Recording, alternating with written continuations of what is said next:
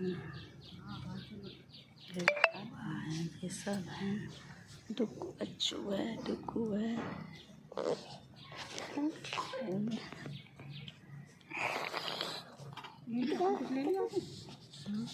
लो ऐसे खड़े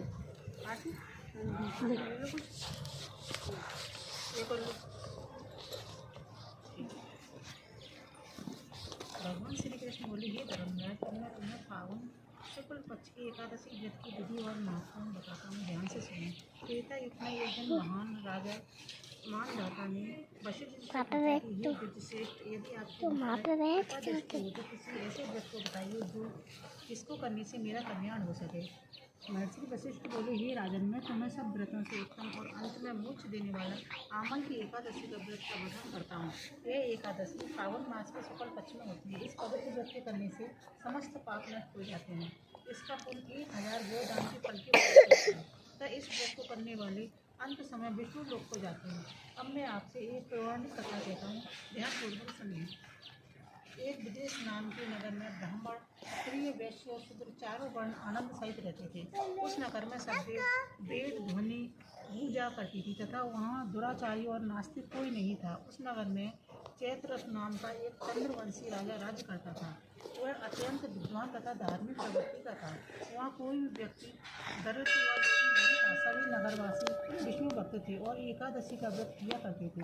एक समय फागुन मास के शुक्ल पक्ष की अमल नामक एकादशी आई। उस दिन राजा, प्रजा तथा बाल वृद्ध सबने हर्षपूर्वक उस एकादशी का व्रत किया।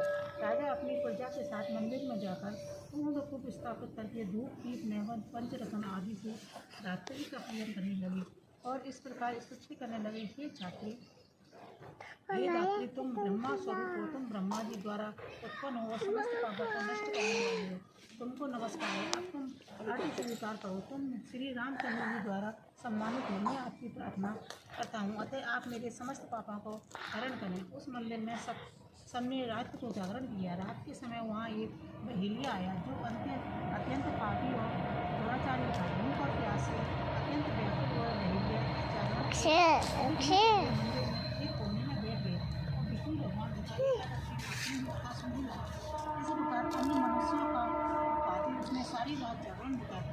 जाते काल सब लोग अपने अपने घर चले गए।